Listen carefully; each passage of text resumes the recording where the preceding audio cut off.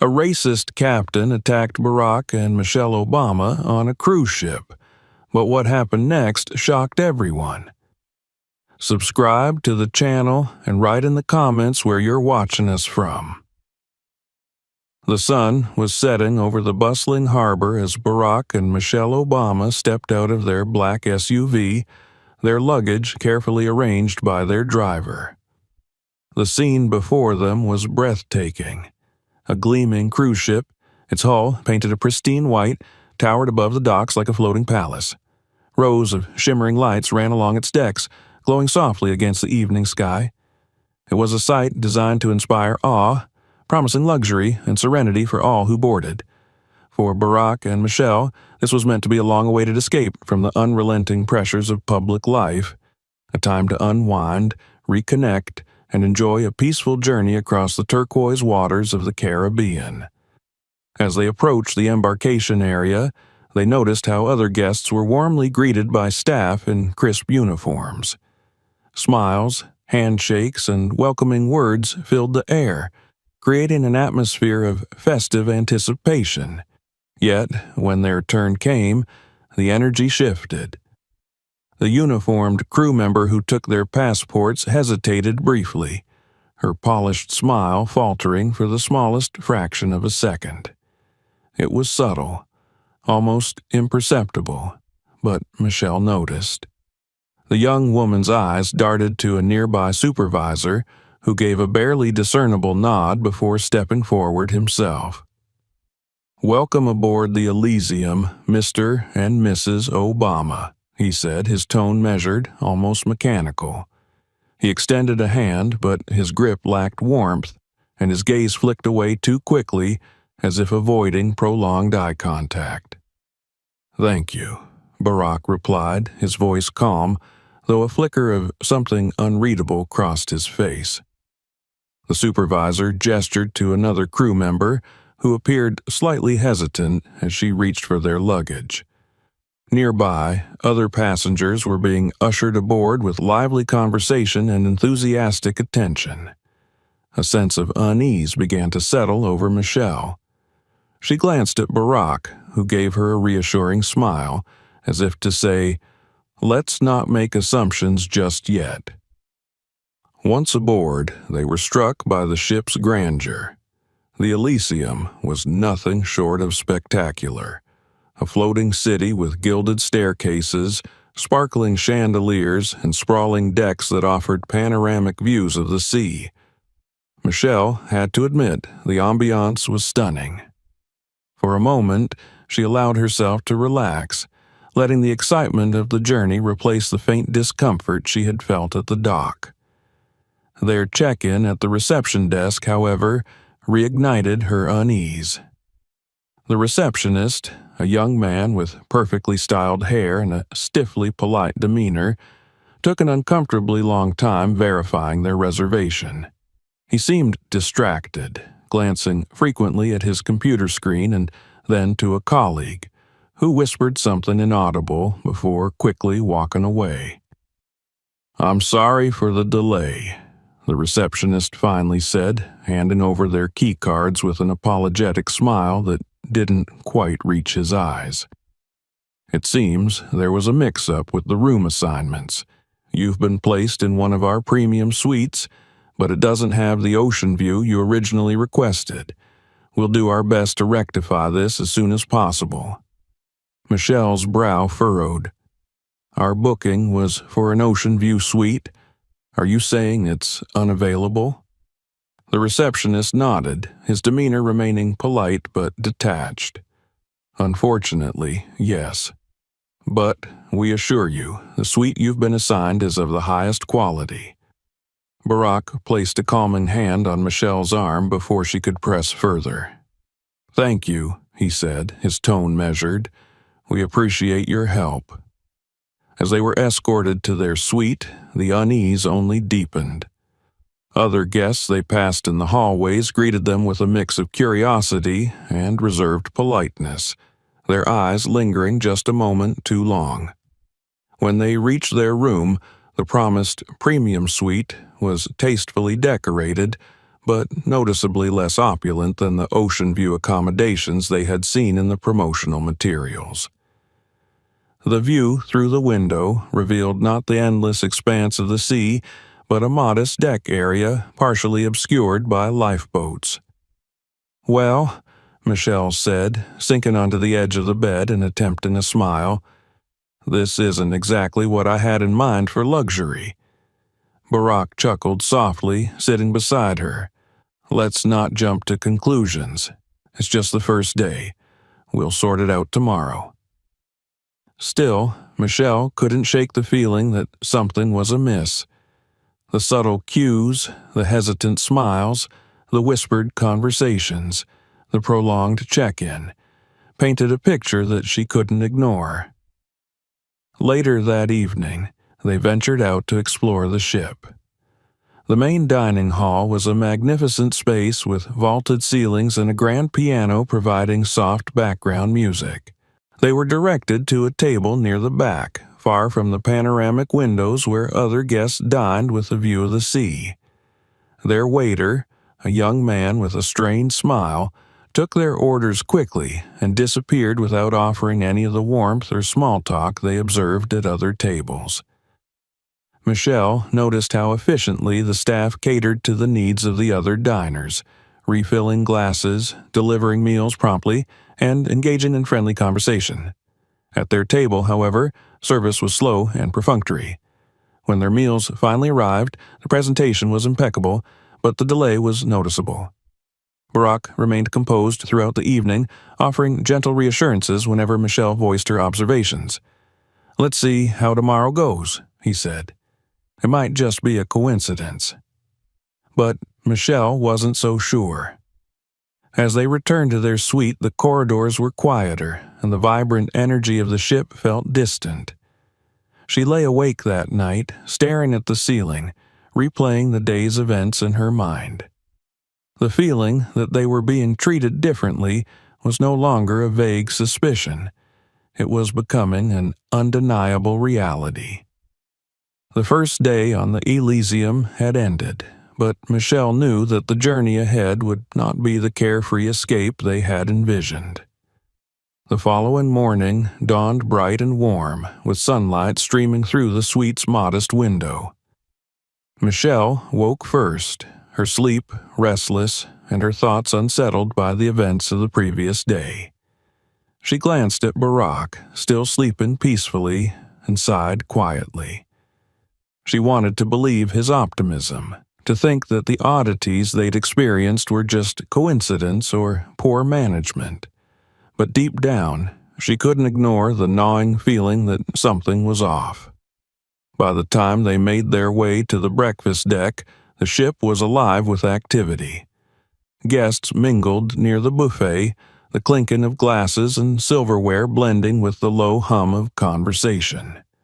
The deck overlooked the ocean, a dazzling expanse of the turquoise stretching to the horizon. It should have been a relaxing start to the day, but Michelle noticed the same patterns of behavior that had unsettled her the night before.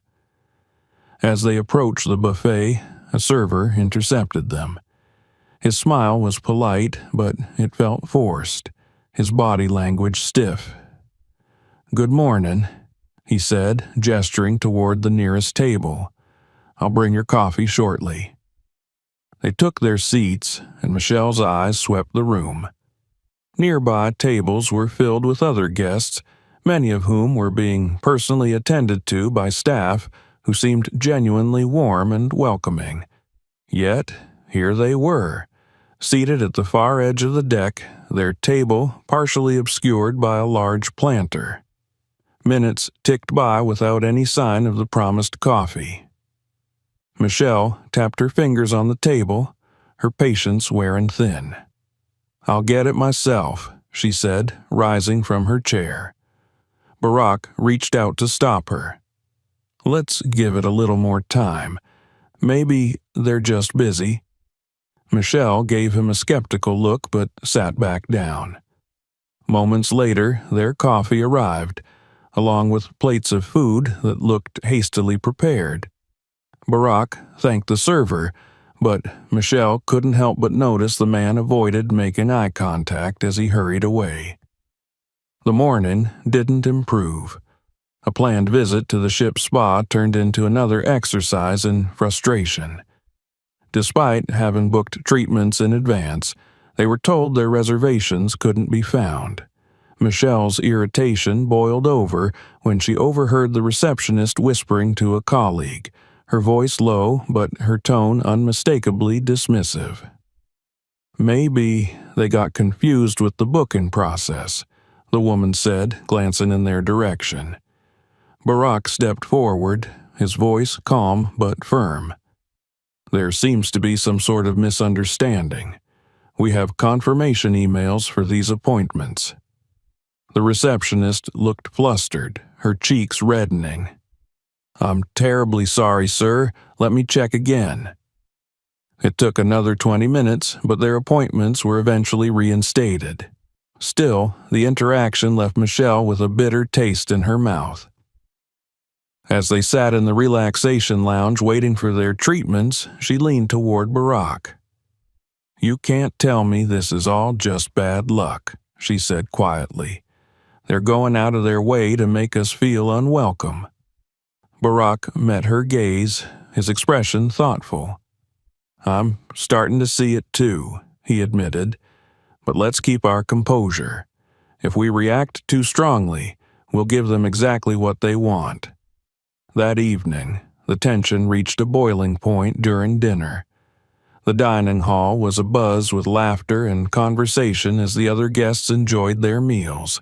Yet, at the Obamas' table, service was once again slow and inattentive. Their waiter, a young man with a nervous disposition, fumbled their order and brought the wrong dishes twice. Michelle's frustration peaked when she noticed how warmly he interacted with the table nearby, laughing and joking as he poured wine for an older couple. When he finally returned to their table, she couldn't hold back any longer. "Is there a problem?" she asked, her voice steady but sharp.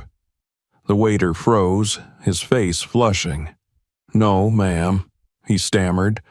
"I'm very sorry for the delays." Michelle leaned back in her chair, crossing her arms.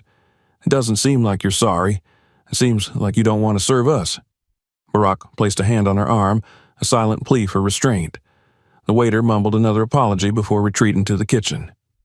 Michelle watched him go, her chest tight with anger. Across the room, the dining hall's grand doors opened and Captain Andrian entered. His uniform was impeccable, his posture commanding as he surveyed the room.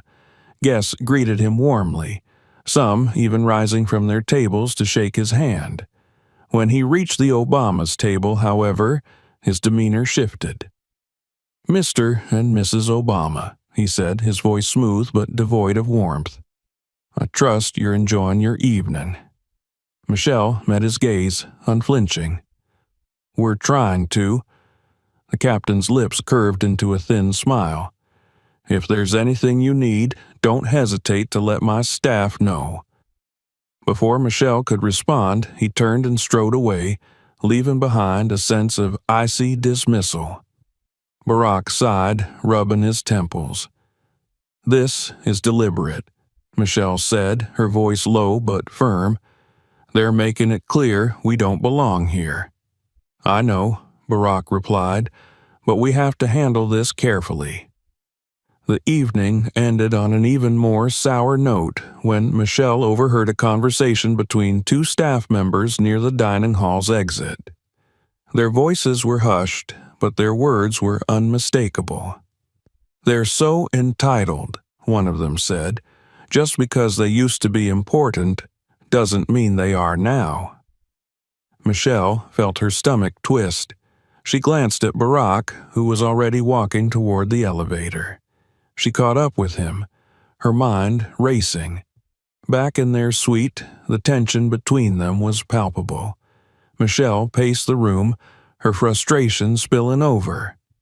"We can't keep letting them treat us like this," she said. "We need to say something, to someone who'll actually listen." Barack sat on the edge of the bed, his expression thoughtful. "Andrian isn't just the captain," he said. "He's the authority on this ship. If we escalate this, we need to be ready for whatever comes next." Michelle stopped pacing and looked at him. "You think he's behind all of this?" "I don't know," Barack admitted, "but I think it's time we start paying closer attention." The night was restless for both of them, their minds preoccupied with what the next day might bring. The veneer of luxury on the Elysium was cracking, revealing something far more insidious beneath the surface. The next morning dawned with an uneasy stillness that matched the tension simmering beneath the surface of the ship. Michelle awoke to the sound of soft waves lapping against the hull, but the soothing rhythm did little to calm the storm building inside her. She turned to Barack, who was already seated by the small writing desk, flipping through his phone with a furrowed brow. "Anything new?" she asked, her voice still heavy with sleep. Barack glanced up and gave her a small, tight smile. "Nothing promising, just emails and a few updates on the markets, but I keep thinking about last night." Michelle nodded. The memory of their strained dinner lingered, as did the captain's sharp-edged politeness that felt more like veiled disdain. It wasn't just the service, the delays, or the whispers anymore. It was the pattern. The deliberate exclusion, the humiliating oversights, and the simmering hostility that seemed to radiate from certain corners of the crew. "Today," Michelle said firmly, "we stop giving them the benefit of the doubt." Barack leaned back in his chair and studied her. "I'm with you, but we have to be smart. If we push too hard, we'll look like we're overreacting, and that's exactly what they want." Michelle's lips pressed into a thin line. She understood his point, but the thought of simply enduring more of the same treatment was unbearable. "Let's watch," she said. "Pay attention to every detail, every interaction. If they think we're not noticing, they're wrong." After breakfast, another slow, uncomfortable affair marked by late service and lukewarm coffee, they decided to spend the morning exploring the ship. It was an attempt to salvage some enjoyment from their vacation, but as they wandered through the elegant hallways and sunlit decks, Michelle's sense of alienation only deepened. Near the main pool, they stopped to admire the view. Sparkling blue water stretched endlessly, reflecting the clear sky above. The deck was bustling with guests lounging under umbrellas, sipping cocktails and chatting easily with the staff. Yet as Michelle scanned the area, she couldn't ignore how the atmosphere seemed to shift when they entered. A group of women at a nearby table glanced their way, their laughter fading into murmurs. One of them, an older woman in oversized sunglasses, tilted her head and whispered something to her companion, who looked directly at Michelle before quickly looking away. Michelle's shoulders tensed. "Did you see that?" Barack didn't need to ask what she meant. He'd seen it too. "Let it go," he said quietly, "for now." But letting go wasn't easy, not when the patterns kept repeating. The incident at the pool was followed by a confrontation at the spa, where their reserved chairs were mysteriously reassigned to another couple.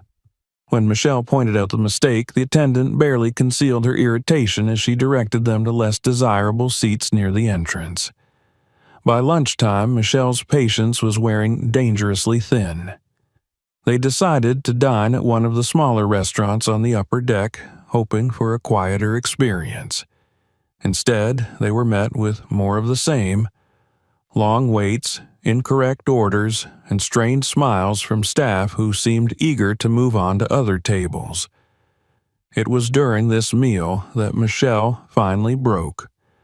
The waiter, clearly flustered, placed Barack's plate on the table with a sharp clatter, spilling sauce onto the linen tablecloth. He mumbled an apology, but the tone was flat, devoid of sincerity. Michelle set down her fork and leveled her gaze at him. "Is there a problem?" The waiter froze. "No, ma'am," he said quickly. "Because it certainly feels like there's a problem," Michelle continued, her voice steady but unmistakably firm. "This isn't the first time we've been treated like we're an inconvenience, and I'm tired of pretending it's all in my head." Barack reached across the table and placed a calming hand over hers. "Let's take a breath," he said softly. But Michelle wasn't done. She looked back at the waiter. "I want to speak with your manager." The waiter hesitated, then quickly retreated toward the kitchen. Minutes later, Captain Andrian appeared. His posture was as stiff as his perfectly pressed uniform, and the practiced smile on his face didn't quite mask the glint of irritation in his eyes. "Mr. and Mrs. Obama," he said smoothly, "I understand there's been a concern about your dining experience." Michelle stood, her shoulders squared. "It's not just about dinner, Captain. It's about the way we've been treated since we boarded this ship. And I think you know exactly what I'm talking about." The captain's smile barely wavered, but there was a flicker of something darker beneath it. "I'm sorry if you feel that way, Mrs. Obama. But I can assure you, my staff is trained to provide the highest level of service to all our guests." "All your guests?" Michelle asked pointedly. Andrian's gaze hardened. "All of them." The tension between them was almost palpable. Barack rose from his seat, stepping closer to Michelle. "We'd appreciate it if you could make sure your staff understands that," he said, his tone calm but carrying unmistakable weight. The captain nodded curtly. "Of course." But as he turned to leave, Michelle caught the briefest flicker of contempt in his expression. It sent a chill down her spine. Later that evening, unable to shake the unease, Michelle took a solitary walk along one of the quieter decks. She needed time to think, to clear her head. The ocean stretched endlessly in all directions, its surface rippling under the fading light. It should have felt freeing, but instead it felt isolating. As she turned a corner, she heard voices, low, hushed, and unmistakably tense. She froze, pressing herself against the wall. "We need to handle this before it gets out of hand," a man's voice said. She recognized it immediately. Captain Andrian. "They're already making too much noise," another voice replied. "Then we make sure they can't anymore," the captain said. Michelle's breath caught in her throat. She waited until the voices faded before retreating quickly back to their suite, her heart pounding. Barack was sitting by the window when she burst in. "What happened?" She told him everything. Barack's expression darkened. "We need to be careful," he said, "but we also need to be ready." They spent the rest of the night quietly packing their things, unsure of what the next day would bring, but certain that whatever it was, it wouldn't be good. The sun was barely peeking over the horizon when Michelle stirred awake. She sat up slowly, her mind still clouded by the events of the previous day. The tension from overhearing Captain Andrian's conversation lingered like a bitter aftertaste. She turned to see Barack already dressed, his face set in an expression she knew well, calm but intensely focused. "They're up to something," she said quietly, breaking the morning silence. Barack nodded, his eyes fixed out the small window overlooking the deck. "I don't like it either. We need to be prepared for whatever comes next." Michelle swung her legs out of bed and stood. She felt the weight of uncertainty pressing down on her shoulders. "I just keep thinking, what if we don't get the chance to stop this before it gets worse?" Barack crossed the room and placed his hands gently on her arms. "We will," he said firmly, "but we need to stay calm." Before Michelle could respond, a loud knock echoed through the room. She tensed as Barack opened the door to find two uniformed security officers standing stiffly in the hallway. "Mr. and Mrs. Obama," one of them said. "Captain Andrian requests your presence on the main deck immediately." Michelle's heart sank. She exchanged a quick glance with Barack before straightening her shoulders. "Let's go," she said, her voice steady despite the unease twisting in her gut. The officers escorted them through the ship, their presence drawing curious stares from the few early risers milling about the decks. The main deck, usually bustling with activity, felt eerily empty. At the far end, Captain Andrian stood waiting, his hands clasped behind his back. His expression was unreadable, but the faintest trace of a smirk tugged at the corners of his lips. "Good morning," he said as they approached. Michelle didn't bother returning the greeting. "What's this about?" Andrian's smile widened slightly. "I'm afraid there's been an issue with your conduct on board." Barack's eyes narrowed. "Our conduct?" The captain nodded. "We've received multiple complaints from both staff and passengers regarding your behavior. Disruptive, argumentative, creating a hostile atmosphere. This is not acceptable aboard my ship." Michelle's mouth dropped open. "Hostile atmosphere?" she repeated. "You mean standing up for ourselves after being treated like second-class citizens?" Andrian's expression hardened. "I'm not here to debate this, Mrs. Obama. I've made my decision." Barack stepped forward, his voice calm but firm. "You're making a mistake, Captain. We haven't done anything wrong, and you know it." The captain's eyes flickered with something sharp, triumph perhaps, and Michelle felt a chill run down her spine. "I disagree," Andrian said, "and since I am the authority on this vessel, my judgment stands." Michelle clenched her fists. "You can't just kick us off this ship." "Oh, but I can," the captain said, his tone dangerously smooth. "For the safety and comfort of my passengers, I have every right to remove disruptive individuals from my ship." Before Michelle could respond, several more uniformed officers appeared behind the captain. Their presence was clearly meant to intimidate, and it worked. "You're serious," Barack said. "As serious as maritime law allows," Andrian replied. And just like that, it was decided. No negotiation, no appeal. The walk to the lifeboat was the longest of Michelle's life. Guests peered out from balconies and windows, some whispering, others openly gawking. Michelle held her head high, refusing to give them the satisfaction of seeing her break. But inside, she burned with fury and humiliation. When they reached the edge of the deck, they were met by a small motorized lifeboat bobbing in the waves below. Supplies, water, a few protein bars, and a first aid kit were already stashed inside.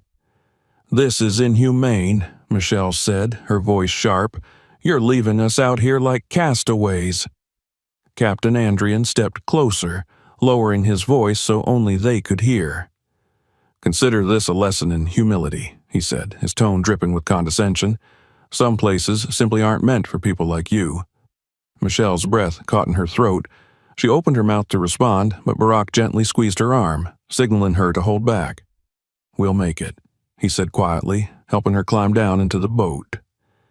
The last thing Michelle saw before the lifeboat pulled away was the captain's smirk as he turned his back on them. The first few hours at sea were a blur. Michelle sat hunched in the cramped space, staring at the endless horizon. The heat was oppressive, and the gentle rocking of the boat quickly became nauseating. Barack busied himself checking the supplies and testing the small radio included in the emergency kit. "Signal's weak," he muttered, turning the dial, "but I might be able to boost it." Michelle forced herself to focus. "Andrian can't get away with this," she said, her voice raw. "This isn't just negligence. It's calculated. It's personal." Barack nodded. "We'll make sure he doesn't." Hours stretched into evening, and the sun dipped below the horizon, bathing the sky in shades of orange and purple. Michelle took turns scanning the horizon with a small pair of binoculars, hoping for any sign of land or passing ships. Just as despair began to creep in, she spotted something in the distance, a faint outline against the fading light. "Barack," she said urgently, pointing. He looked through the binoculars and exhaled sharply. An island. By the time they reached the shore, darkness had fallen. The boat scraped against the sand, and Barack jumped out first, helping Michelle onto solid ground. They were exhausted, but relief washed over them. As they secured the boat and set up a makeshift camp, Michelle's thoughts turned back to Andrian. His smugness, his thinly veiled racism, it fueled her resolve. "We need to find a way to expose him," she said. Barack's expression hardened. "We will." But as the night closed in, they both knew their fight was only just beginning. The night passed in uneasy silence. The distant roar of waves crashing against the shore echoed through the darkness as Michelle sat by the small campfire, its flickering light dancing across her face. Barack slept lightly beside her, his arm draped protectively over their meager supplies. Despite the exhaustion that weighed heavily on her body, Michelle's mind refused to rest. Images of Captain Andrian's smirking face and the humiliating exile replayed in her thoughts, each memory igniting a fresh wave of anger. The island was remote, a sliver of sand and jungle surrounded by endless water. It was beautiful in its own wild way, but to Michelle it felt like a prison. She stood and began pacing near the shoreline, her footsteps leaving faint imprints in the damp sand. The stars above sparkled like scattered diamonds, but their beauty did little to calm her storming mind. Barack stirred and sat up, his eyes immediately finding her silhouette. "Couldn't sleep?" he asked softly. She shook her head, crossing her arms against the cool night breeze. "I can't stop thinking about him," she admitted. "And what he's getting away with right now? How many more people like us do you think he's treated this way?" Barack rose and joined her, slipping his arm around her shoulders. "We're not done yet," he said, his voice steady. "We're going to make sure the world knows exactly what happened." They spent the early hours of the morning combing through their supplies, planning their next steps. The emergency kit had included a small waterproof notebook and pen, tools that Michelle immediately began using to document everything they had experienced, from the first uncomfortable glances to the captain's final words before leaving them adrift. "We need evidence," Barack said as he inspected the radio again. "If we can prove what Andrian's been doing, we'll have a chance to expose him." Michelle nodded.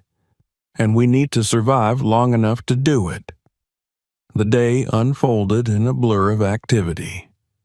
Barack scouted the edges of the island, searching for anything useful, while Michelle tended to the fire and rationed their food and water. It wasn't long before Barack returned with a discovery that shifted their focus entirely. Nestled within the jungle, partially buried beneath layers of foliage, was a rusted metal container. The faded logo on its side suggested it had once belonged to the cruise company that owned the Elysium. Inside, they found stacks of crates filled with bottled water, canned goods, and, most curiously, sealed envelopes and ledgers. Michelle's pulse quickened as she flipped through the documents. "These are manifests," she said, her eyes scanning the pages. "Records of cargo, shipments they never declared. Barack leaned over her shoulder, studying the papers. "Smuggling?" "Looks like it," Michelle replied, pulling out a ledger filled with coded entries. "And judging by how well hidden this is, I'd bet Andrian's involved." The discovery reignited their determination. Over the next several hours, they sifted through the crates, documenting everything they found. Michelle photographed the ledgers and cargo labels using the small waterproof camera included in their kit, preserving the evidence. By evening, they had pieced together a damning narrative, one that tied Captain Andrian and the cruise line to illegal trafficking operations. "This is bigger than we thought," Barack said, setting down the camera. "It's not just racism. It's corruption, exploitation. And now we have proof," Michelle said, her voice trembling with adrenaline. But gathering evidence was only the first step. Getting it out to the world was another challenge entirely. The radio crackled faintly as Barack adjusted the dial, searching for any signal. Hours passed, but finally, a faint voice broke through the static. "This is Coastal Patrol, Channel 16. Identify yourself." Relief flooded Michelle's chest. She reached for the radio, but Barack stopped her. "Not yet," he said. She frowned. "What do you mean?" "We can't just call for help and leave it at that," Barack said. "If Andrian intercepts the signal, he'll bury this before it ever gets out. We need to be smart." Michelle hesitated but nodded. "So, what do we do?" "We send the evidence first." Using the emergency beacon's GPS function, Barack transmitted their coordinates along with the photographs of the documents, encrypting the signal before broadcasting it on multiple frequencies. It was a gamble, but it was the only way to ensure the evidence reached someone before Andrian could cover his tracks. Hours later, as the sun dipped below the horizon, the radio crackled again. "Mr. and Mrs. Obama, this is Coastal Patrol.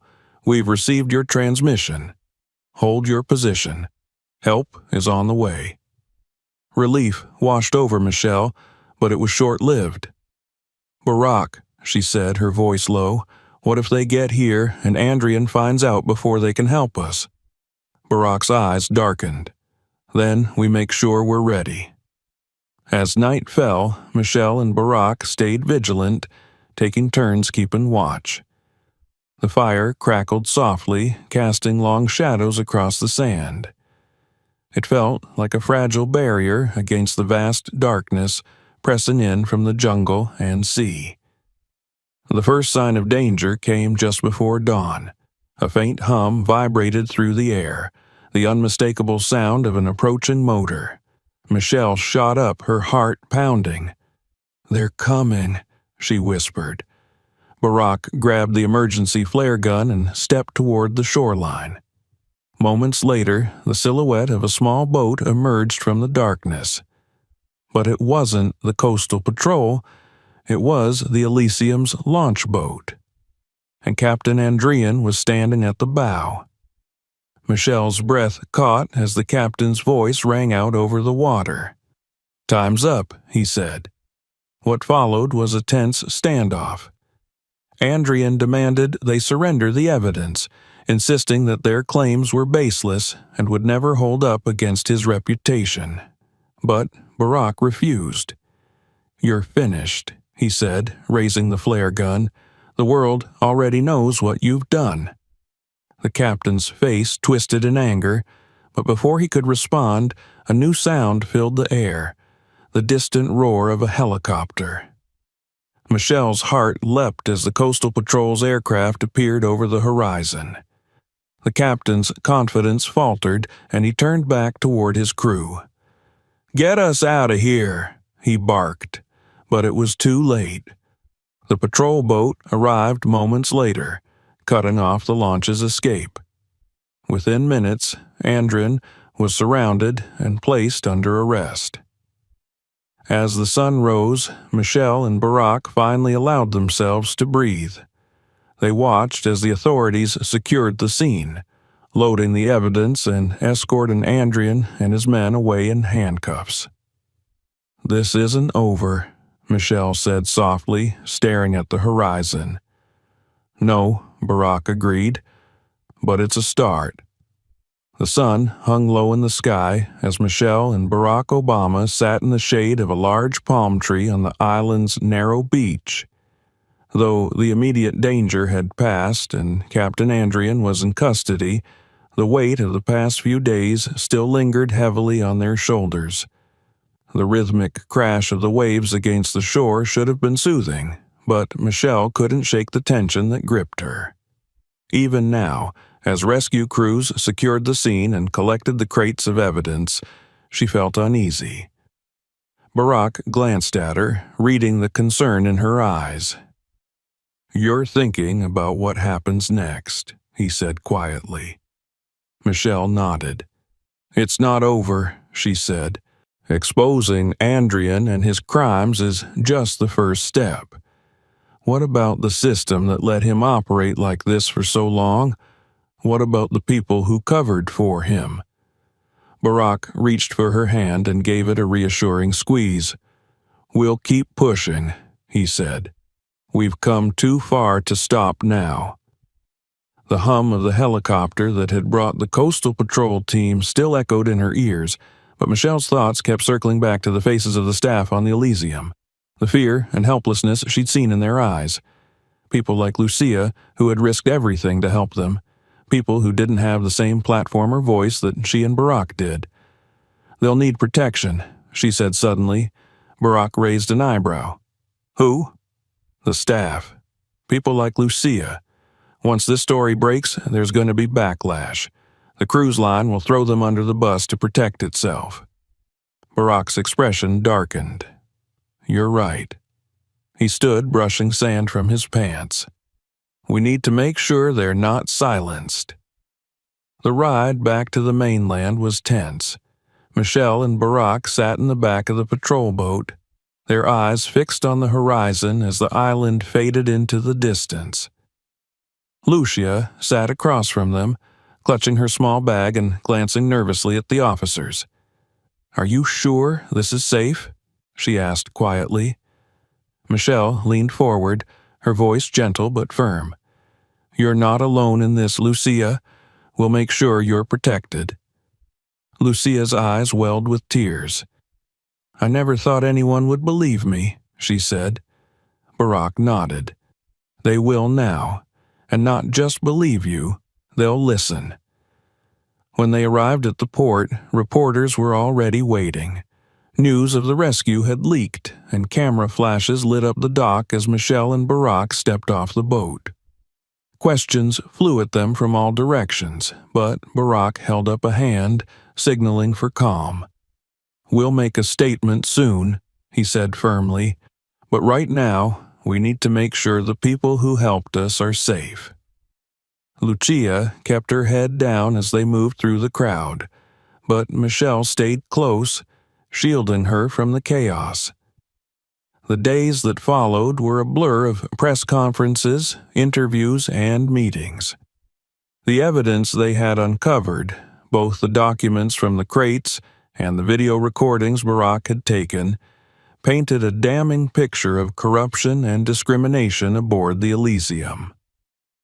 Andrian's arrest became headline news, sparking outrage and calls for reform across the cruise industry. Michelle watched the coverage unfold with a mix of satisfaction and frustration. The world was paying attention, but she knew how easily stories like this could fade from the public eye. She and Barack spent hours strategizing with advocacy groups and lawyers, determined to keep the pressure on. Meanwhile, Lucia's story took on a life of its own. With Michelle's encouragement, she gave a series of interviews detailing the abuse and discrimination she and other staff members had endured. Her courage resonated with viewers, inspiring others to come forward with their own stories. One evening, as Michelle scrolled through the latest headlines, a notification lit up her phone, a message from Lucia. "They're trying to scare me," it read. "I think someone's been following me." Michelle's stomach clenched. She immediately called Barack into the room. "We need to act fast," she said, showing him the message. Barack's jaw tightened. "We'll get her protection," he said, "but this just proves how far they're willing to go to cover this up." They contacted Lucia's lawyer and arranged for security. Michelle also reached out to several journalists, ensuring that any threats against Lucia would be documented and reported. "We're not going to let them intimidate her," she said firmly. As the investigation into Andrian and the cruise line deepened, more revelations emerged. Former employees came forward with testimony about years of systemic racism and exploitation. Financial records revealed bribes and cover-ups that implicated not just Andrian, but several high-ranking executives. Michelle and Barack knew they had struck a nerve when the cruise line's lawyers sent a cease and desist letter, accusing them of defamation and threatening legal action. Michelle read the letter twice before handing it to Barack.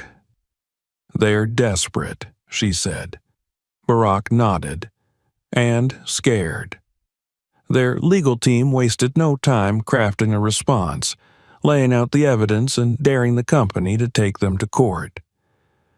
The cruise line backed down within days, but Michelle knew the fight was far from over. The breakthrough came when a whistleblower, one of Andrian's former assistants, provided a recording of a meeting in which executives discussed how to keep undesirable guests off the Elysium. The language was damning, and the recording quickly went viral. Michelle and Barack watched the fallout unfold, feeling a mix of relief and vindication.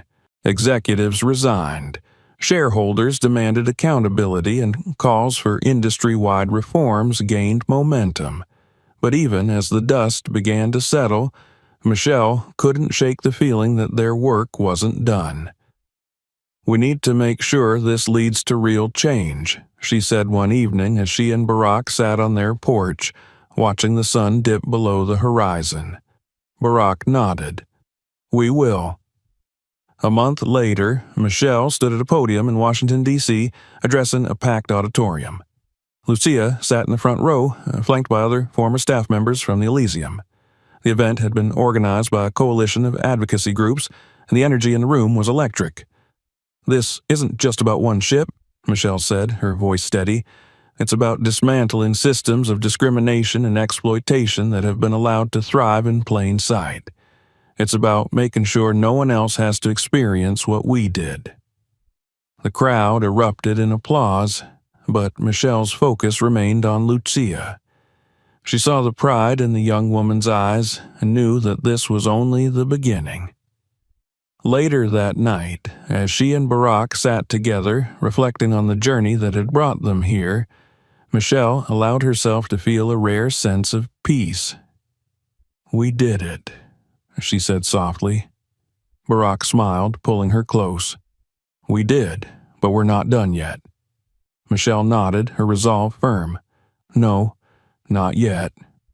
And as the night deepened, she found comfort in the knowledge that they would keep fighting, for justice, for equality, and for a better world. Thanks for watching. Subscribe to the channel not to miss new stories. Share this video with your friends and leave comments. We want to know what you think. Check out the other videos on the channel for more inspiring and exciting stories.